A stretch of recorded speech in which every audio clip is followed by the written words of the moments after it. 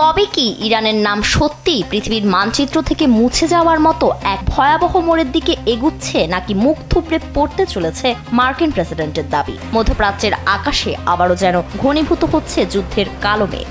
কারণ পরিস্থিতি এখন আর শুধু কূটনৈতিক আলোচনার মধ্যে সীমাবদ্ধ নেই, বরং তা একে অপরকে সরাসরি হুমকি ও পাল্টা হুঁশিয়ারির পর্যায়ে পৌঁছে গেছে। প্রতিটি বক্তব্যই যেন নতুন করে উত্তেজনার আগুনে ঘি ঢালছে। এই টানাপোড়েনের মধ্যেই এবার ইরানকে সরাসরি হুমকি দিলেন মার্কিন প্রেসিডেন্ট ডোনাল্ড ট্রাম্প।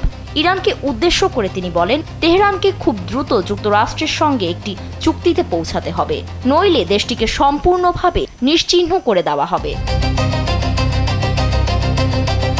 যুক্তরাষ্ট্রের একটি সম্প্রচার মাধ্যমে দেওয়া সাক্ষাৎকারে ট্রাম্প বলেন, তারা চুক্তি করবে, তারা হয় চুক্তি করবে, না হয় নিশ্চিহ্ন হয়ে যাবে। একই সঙ্গে তিনি দাবি করেন, ইরান তাদের কিছু সমরাস্ত্র সরিয়ে নিচ্ছে এবং ভূগর্ভস্থ ক্ষেপণাস্ত্র ঘাঁটিগুলো সক্রিয় রাখছে। তারা ভূগর্ভ থেকে কিছু মিসাইল বের করেছে, কিন্তু হামলা হলে একদিনের মধ্যেই সেগুলোর অস্তিত্ব শেষ হয়ে যাবে।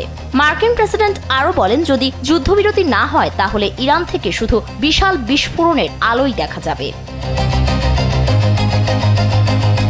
ট্রাম্পের এই কঠোর অবস্থানের মধ্যেই পাল্টা প্রশ্ন উঠছে, কারণ যুদ্ধের শুরুতে যুক্তরাষ্ট্রপন্থী বিশ্লেষকদের অনেকেই দাবি করেছিলেন ইরান খুব দ্রুত দুর্বল হয়ে পড়বে, কিন্তু বাস্তব চিত্র ভিন্ন। বিভিন্ন আন্তর্জাতিক প্রতিবেদনে বলা হয়েছে, ইরানের 30টি ভূগর্ভস্থ ক্ষেপণাস্ত্র ঘাঁটি এখনও সক্রিয় রয়েছে। বিশেষ করে হরমুজ প্রণালী সংলগ্ন সামরিক ঘাঁটিগুলো আবারও কার্যক্রম জোরদার করেছে বলে খবর পাওয়া যাচ্ছে।